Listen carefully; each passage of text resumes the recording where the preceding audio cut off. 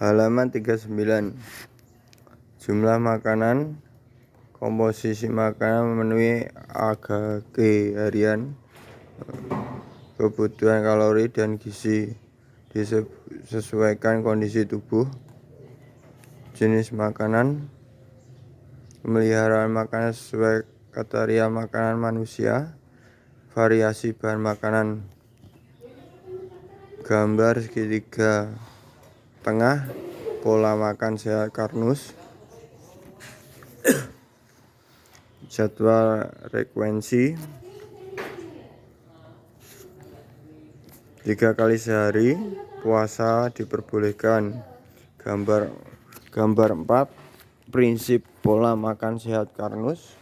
Konsep Karnus secara penyeluruhan juga merumuskan pola hidup sehat yang dapat diterapkan untuk pencegahan dan penanganan penyakit degeneratif dengan lebih komprehensif, yaitu 1. Menjaga lambung tetap sehat dan berfungsi optimal, ada suatu keharusan. 2. Penerapan pola makan sehat Karnus. 3. Minum air putih yang cukup, yaitu kurang lebih 2 liter per hari.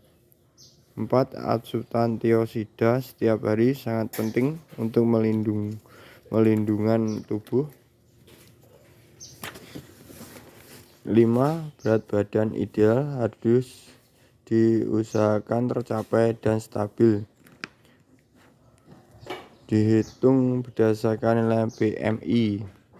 6. Lingkar perut diusahakan sesuai angka normal. 7. Hindari konsumsi cemilan tepung, karena seringkali kita keasikan dan tanpa sadar terlalu banyak makan cemilan yang kaya karbohidrat.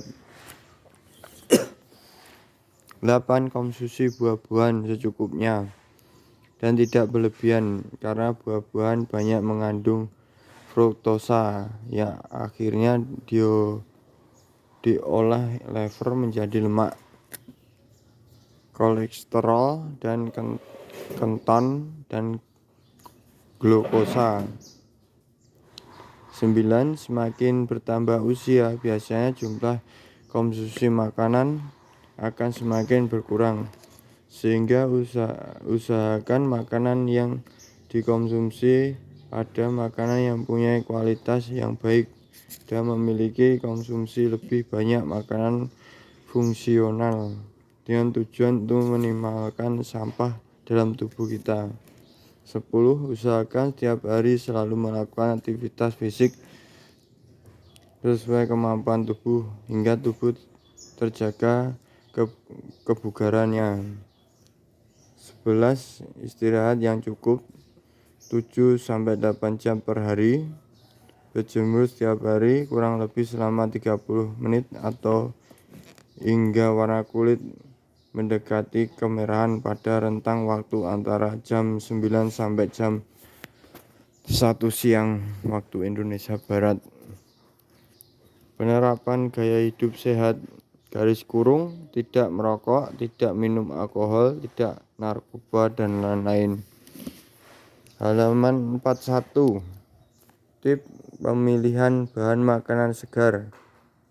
Pemilihan bahan makanan merupakan syarat pertama untuk memenuhi kriteria sebagai makanan manusia, yaitu apakah makanan tersebut aman dan memberikan nilai manfaat.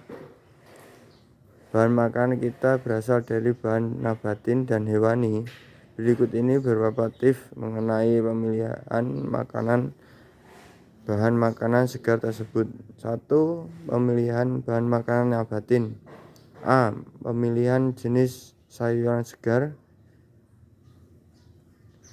Kontaminan yang sering terdapat pada sayuran adalah residu insektisida, herbisida, fungisida, dan insektisida, dan lain-lain. Hampir semua tanaman sayuran disemprot dan diinsektisida supaya sayuran tidak dimakan serangga. dan jaringannya tetap utuh. Tip pemilihan sayuran antara lain: pilih sayuran yang berada di dalam tanah sehingga tidak terkena insektisida. Contoh: wortel, kentang, lombak, bawang-bawangan, kacang tanah, ubi jalar, singkong, dan lain-lain. Pilih sayuran yang mempunyai kulit yang tidak dimakan sehingga perlu dikupas dan kulit dibuang. Contohnya petai, onyong, jagung, labu siam, kacang merah, lemtoro, dan lain-lain. Apabila sayuran terkena langsung dengan insektisida, maka pilih sayuran yang mempunyai bentuk atau permukaan yang tidak menahan insektisida terlalu lama, sehingga dengan datangnya hujan atau siraman air, insektisida tersebut akan cepat berkurang dengan cepat. Contohnya sayuran daun-daunan, tomat, kubis, cabai, buncis, kacang panjang, mentimun, pare, paprika, kecipir, jamur, dan lain-lain. Hindari sayuran yang mempunyai bentuk menahan insektisida terlalu lama. Garis kurung bentuk seperti piala, seperti telapak tangan terbuka. Contoh: brokoli dan kembang kol. Catatan: sayuran yang dikelola secara pertanian organik dan tidak menggunakan insektisida kimia, maka sayuran tersebut sangat halaman 42 aman untuk dikonsumsi. Apabila sayuran brokoli dan kembang kol ditanam secara organik, maka sayuran ini lebih menjamin menjadi sumber nutrisi yang sangat baik. Sayuran yang dikelola secara hidroponik biasanya tidak menggunakan insektisida, namun kekurangan jenis sayuran ini adalah kandungan nutrisi tidak lengkap dikarenakan sumber nutrisinya hanya dari air. Sayuran yang baik adalah sayuran yang ditanam di lereng pegunungan karena media tanah di pegunungan mengandung nutrisi yang lebih lengkap dan ditanam tanpa menggunakan insektisida, akan aman untuk dikonsumsi. B. Pemilihan jenis buah segar. Kontaminan pada buah-buahan umumnya ada residu insektisida. Di pemilihan buah-buahan yang sehat dan aman antara lain: pilih buah yang mempunyai kulit yang tidak dimakan sehingga ada proses pengupasan dan kulit dibuang. Contoh: pisang, rambutan, jeruk, semangka, melon, mangga duku, salak, buah naga, durian, nangka, cempedak, duku, dan lain-lain. Apabila buah tersebut dimakan beserta kulitnya, maka buah sebaiknya dicuci bersih-bersihnya. Contohnya anggur, pir, apel, dan kiwi, dan lain-lain. 2. Pemilihan bahan makanan hewani. Pilihlah daging putih, daging ayam, dan ikan. Kontaminan yang sering tidak terdapat dalam daging ayam adalah kontaminan kimia seperti residu hormon pertumbuhan dan residu antibiotik yang didapat selama periode pemeliharaan. Tipe pemeliharaan daging ayam adalah: pilih daging ayam yang dipelihara umbaran atau dilepas di alam dan makan dari biji-bijian dan sisa-sisa makanan sehingga tidak mengandung hormon pertumbuhan dan antibiotik. Apabila kita sulit mencari daging ayam umbaran dan terpaksa konsumsi daging ayam broiler, maka usahakan makan daging bagian dada, paha, dan sayap. Kurangi bagian ayam yang halaman 43 yang banyak lemaknya. Lebih baik lemak ayam tersebut tidak dikonsumsi. Kontamina yang sering terdapat dalam ikan laut adalah formalin dan logam berat. Formalin digunakan untuk mencegah ikan cepat membusuk selama di kapal sepanjang periode penangkapan. Sedangkan logam berat biasanya berasal dari pantai atau laut yang tercemar oleh pabrik-pabrik di sekitarnya. Ciri ikan yang diformalin adalah daging ikan membadat dan keras. Tip pemilihan ikan laut adalah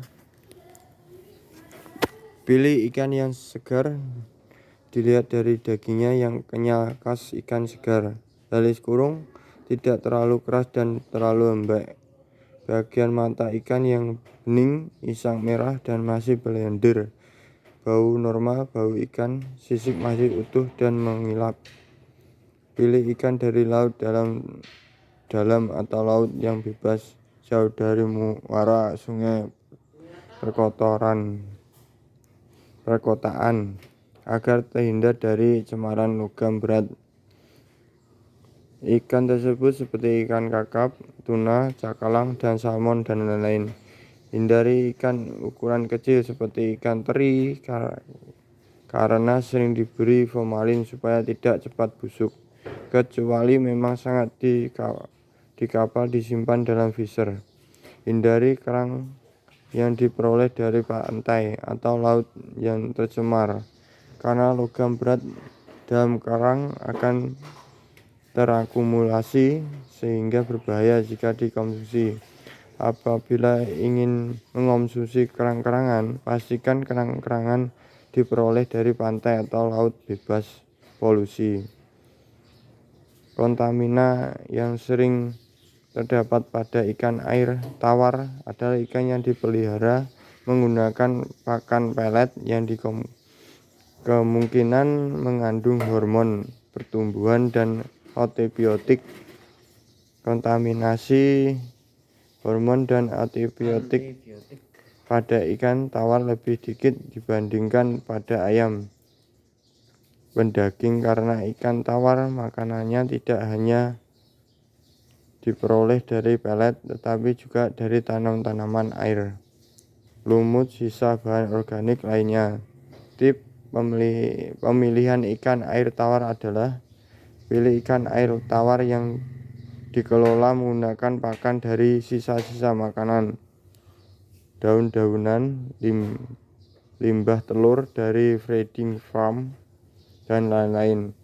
Pilih ikan air tawar yang diperoleh dari sungai atau danau besar, sehingga semua pakan ikannya alami. Pilih ikan air tawar yang masih fresh atau segar atau masih hidup sehingga kualitas ikan belum turun. Halaman 44. Bagi pasien penyakit degeneratif lebih baik menghindari konsumsi ikan air tawar yang sepenuhnya makan dari pelet. Sedangkan orang sehat masih ada toleransi untuk konsumsi ikan air tawar dengan pakan pelet. B. Pemilihan daging merah. Daging merah yang biasanya ada di masyarakat ada daging sapi, kambing, dan domba. Pada umumnya daging merah lebih aman dari relatif tidak ada kontaminan yang berbahaya. Tip pemilihan daging merah adalah pilih daging merah yang fresh, kesat, warnanya masih normal, aroma masih normal, dan kontamina mikrobiologisnya rendah. Lebih baik memilih daging fresh daripada daging beku karena ada resiko suhu penyimpanan yang tidak memenuhi syarat. Sekarang dijumpai ternak sapi yang nakal karena memberikan steroid dengan tujuan sapi cepat gemuk. Keberadaan daging sapi hasil gelonggongan juga diwaspadai. Biasanya daging lebih basah dan apabila daging digantung maka terkadang dijumpai tetesan air. C. Pemeliharaan telur. Telur yang lazim dikonsumsi adalah telur ayam, telur bebek, dan telur puyuh. Ketiga jenis telur tersebut aman untuk dikonsumsi. Tipe pemeliharaan telur adalah pada telur ayam, pilih telur yang masih fresh atau baru. Lihat dari warna telur. Warna telur yang semakin menuju warna putih atau terampung saat dimasukkan ke dalam air. Dalam bejana air menandakan telur sudah lama. Jika terus disimpan di suhu ruang, maka terjadi proses pembusukan. Catatan beberapa hasil samping peternakan yang sering dikonsumsi manusia antara lain jeroan. Jeroan adalah bagian tubuh hewan yang juga sering dikonsumsi manusia. Jeroan diperoleh dari organ bagian dalam seekor hewan, di antara usus, hati, ilva, jantung, lambung, dan lain-lain. Konsumsi jeroan lebih baik dihindari karena jeroan mempunyai sel dengan kerapatan yang lebih tinggi dibandingkan dengan sel-sel bagian daging. Kerapatan sel yang tinggi mengakibatkan jumlah intel sel juga lebih banyak, berkorelasi dengan peningkatan residu purih yang harus dibuang oleh tubuh dalam bentuk asam urat. Dengan kata lain, jeroan dapat meningkatkan kadar asam urat dalam darah, sehingga lebih baik menghindari khususnya bagi pasien penyakit degeneratif. Kikil adalah bagian dari kaki hewan yang biasanya juga dikonsumsi manusia. Kikil mengandung banyak kolagen yang merupakan protein penyusun jaringan ikat kita. Konsumsi kikil seperti masakan gulai kikil tidak akan menambah asupan protein kolagen karena tekstur molekulnya masih sangat besar, sehingga sulit dicerna oleh asam lambung kita. Konsumsi kikil hanya akan diperoleh kenikmatan makanan, namun akan meningkatkan jumlah kolesterol dan trigliserida dalam darah. Oleh karena itu, masakan kikil lebih baik dihindari oleh pasien penyakit degeneratif. Kulit sapi adalah kulit bagian epidermis yang biasanya dikonsumsi manusia. Makanan yang sering dibuat dari kulit sapi adalah kerupuk kulit dan krecek. Kulit sapi yang baik adalah kulit sapi segar yang tidak mendapat perlakuan kimia sebelum diolah. Biasanya warna lebih coklat dan kadang masih dapat sisa-sisa bulu hewan. Kulit yang seperti itu aman untuk dikonsumsi. Yang perlu untuk diwaspadai adalah kerupuk kulit sapi dan krecek yang dibuat dari kulit sapi hasil limbah pabrik kulit. Kulit sapi ini sudah mendapat perlakuan kimiawi sehingga warna kulit sapi sudah berubah putih bersih tanpa ada bulu sapi. Kulit seperti ini sangat berbahaya karena banyak mengandung residu bahan kimia. Oleh karena itu, kulit seperti ini termasuk bukan makanan manusia.